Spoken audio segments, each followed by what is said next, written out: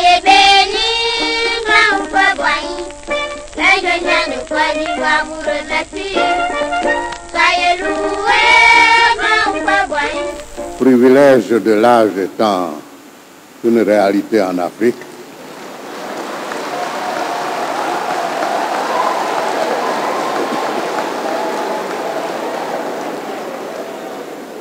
c'est de ma place que je vous parlerai pour quelques instants. Honorables invités, c'est pour moi un immense privilège de prendre la parole à l'occasion de la remise du prix Félix Houphouët-Boigny pour la recherche de la paix. L'émotion qui m'étreint est d'autant plus intense que notre rendez-vous cette année se déroule pour la seconde fois ici à Yamoussoukro, cette belle et magnifique cité au cœur de la savane ivoirienne, ville du père fondateur de la Côte d'Ivoire moderne, le président Félix Houphouët-Boigny.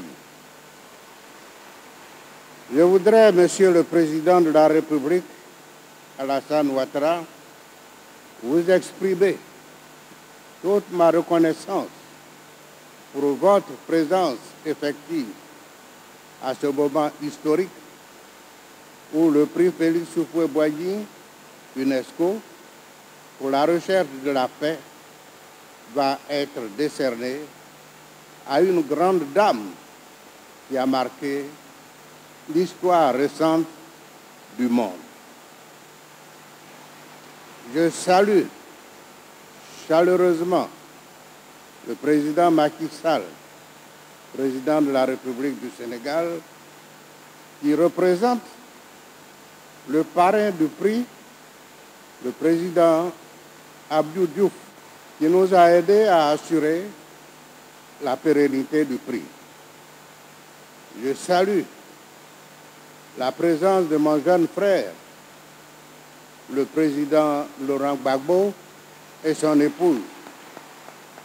J'ai l'honneur de saluer et remercier de façon particulière la présence de Madame Thérèse Houphouët-Boigny, ainsi que les membres de la famille Houphouët-Boigny, car leur présence parmi nous ce matin, ce midi, nous réconforte à plus d'un titre. J'associe à ces remerciements Madame Audrey Azoulay, directrice générale de l'UNESCO, les membres du jury du prix, avec à leur tête le docteur Denis Mukwege et M. Firmin Matoko, sous-directeur général pour la priorité Afrique et les relations extérieures. Messieurs les présidents, honorables invités, notre rencontre de ce jour nous permet d'évoquer l'histoire et la mémoire de celle-ci. Ainsi, j'affirme avec certitude, avec foi, que nous sommes rassemblés ici ce jour pour célébrer la mémoire des grands hommes en signe de reconnaissance des actes exemplaires qu'ils ont posés, les chemins de la paix qu'ils ont tracés en vue d'un avenir heureux pour nos peuples. La cérémonie de ce jour est également une occasion de célébrer la mémoire de Félix Houphouët-Boigny, bâtisseur de la Côte d'Ivoire moderne. Et il a fait de cette recherche de la paix par le dialogue un sacerdoce politique. La Côte d'Ivoire, l'Afrique, le monde doivent à cet homme providentiel d'avoir œuvré au rassemblement de peuples divers venus de tous les horizons en vue d'inventer une terre d'hospitalité, une nation fraternelle dont le taux d'immigration est sans pareil. Nous lui devons d'avoir mobilisé les Ivoiriens et les Ivoiriennes pendant plusieurs décennies pour accueillir dans les familles, dans nos villes et villages, des réfugiés des pays africains en crise ou en guerre, c'est-à-dire du Libéria, de la Sierra Leone, Angola, du Nigeria. Avec le président Félix Houphouët-Boigny, on ne parle pas de réfugiés, mais de frères humains en détresse que Dieu nous envoyait et qu'il fallait accueillir comme tel. Le président Houphouët-Boigny ne fit jamais bâtir des camps de réfugiés, mais demanda de les accueillir dans nos villes, villages et de les intégrer dans nos familles. Messieurs les présidents, honorables invités, vous comprenez donc pourquoi, avec vous, je veux féliciter le jury du prix Félix Houphouët-Boigny pour le choix judicieux porté sur la personne de Madame la chancelière Angela Merkel. Aussi, voudrais-je vous prier d'adresser publiquement un hommage à Madame Angela Merkel et en signe de reconnaissance de son mérite. Un standing ovation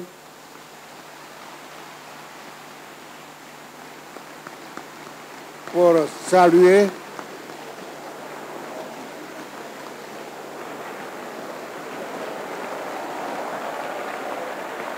Madame la chancelière, en vous accueillant ici à Yamoussoukro, nous accueillons une personnalité d'un courage et d'un moral politique exceptionnel. Sous votre autorité, l'Allemagne a accueilli entre 2015 et 2016 plus d'1,2 million réfugiés et demandeurs d'asile au plus fort du conflit syrien, dans des contextes de violences meurtrières dans d'autres endroits du monde. Outre l'accueil et la protection des personnes contraintes à fuir la guerre, les persécutions et les violations des droits humains, vous avez, Madame, été la force motrice de la grande mobilisation et des efforts déployés par les Allemands dans toute leur diversité. L'Allemagne, rassemblée pour une cause, a pu ainsi aider ces hommes en détresse à s'intégrer dans la société de votre pays en rejetant tout nationalisme étriqué. À cette époque, vous avez déclaré, et je vous cite, « C'est une situation qui met à l'épreuve nos valeurs européennes comme rarement auparavant. Il ne s'agit ni plus ni moins qu'un impératif humanitaire. » Fin de citation. Vous avez posé, comme l'a indiqué M. Filippo Grandi du Haut Commissariat des réfugiés, un acte fort qui faisait appel à notre humanité commune et s'opposait à ceux qui répandaient la peur et prônaient la discrimination. L'histoire se répètent toujours. Les grands changements s'effectuent toujours dans la douleur. Nos sociétés ne saisissent toujours pas de manière palpable les points de basculement de notre histoire. Nous sommes omnibulés par les privilèges du moment qui oblitèrent souvent notre capacité à relever les défis urgents. C'est à ces moments-là que les qualités des grands dirigeants s'activent comme un facteur, comme une enzyme déterminante de changement qui fait passer notre monde à un nouveau stade de progrès vers l'épanouissement des peuples.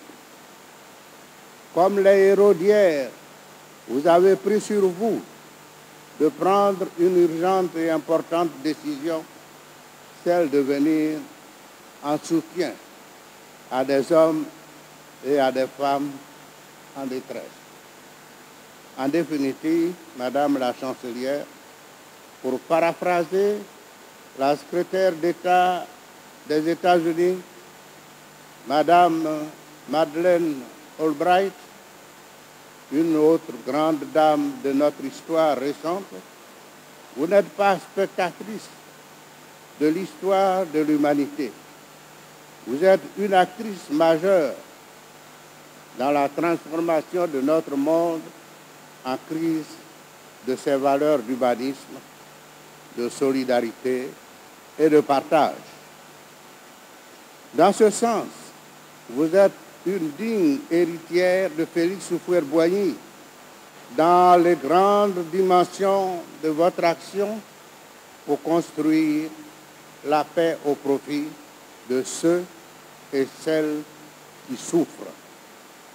Vous êtes une héritière remarquable des grands hommes et des grandes femmes d'action qui, dans le monde entier, ont été sensibles à la peine de l'autre, au respect de sa liberté, de son intégrité et de sa dignité. Vous avez changé le désespoir de millions d'hommes qui, dans le monde entier, ont été sensibles à la peine de l'autre, au respect de sa liberté, de son intégrité et de sa dignité. Vous êtes la digne héritière de votre famille qui vous a enseigné les valeurs de l'amour, un amour attentif à la souffrance des hommes. Ainsi, nous aussi, nous nous réclamons de l'héritage de Félix Houphouët-Boigny, ainsi que de toutes les grandes personnalités qui ont marqué de leur empreinte l'Afrique et le monde au service du bonheur des populations et de la paix. Nous avons le devoir de nous approprier les réalités d'aujourd'hui pour trouver des solutions durables au service de la paix dans le monde. Je pense à toutes les parties du monde où persistent encore des conflits. Je pense à la lutte contre le terrorisme en Afrique de l'Ouest, aux crises en Centrafrique et en République démocratique du Congo.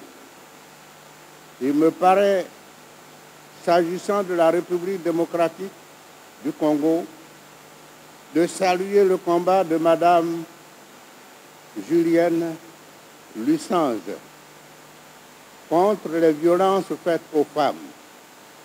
Je remercie le jury d'encourager son action en lui décernant une mention spéciale.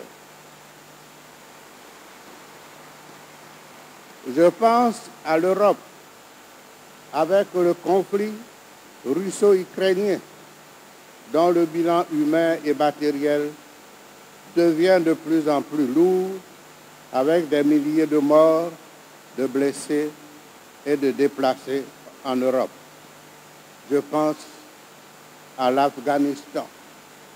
Au total, ce sont aujourd'hui, selon les chiffres du HCR, plus de 100 millions de personnes en déplacement forcé dans le monde.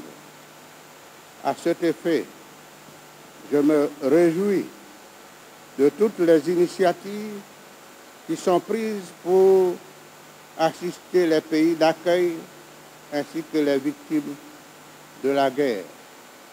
Il est temps d'agir ensemble pour engager de manière concertée des solutions qui garantissent la paix afin d'éviter un nouveau drame à notre monde. J'ai aussi une pensée pour mon pays, la Côte d'Ivoire, qui peine encore à engager un dialogue franc et sincère entre tous ses fils et filles pour construire une paix durable au service du bonheur de ses populations et de celle de l'Afrique de l'Ouest. Héritier de Félix Houphouët-Boigny, je crois qu'en mobilisant toutes nos énergies, à nouveau, nous pouvons préparer un héritage de paix pour les générations de demain, ici même en Côte d'Ivoire, en Afrique et dans le monde. Comme la chancelière Angela Merkel, j'affirme avec vous, nous pouvons le réaliser. Je vous remercie de votre aimable attention.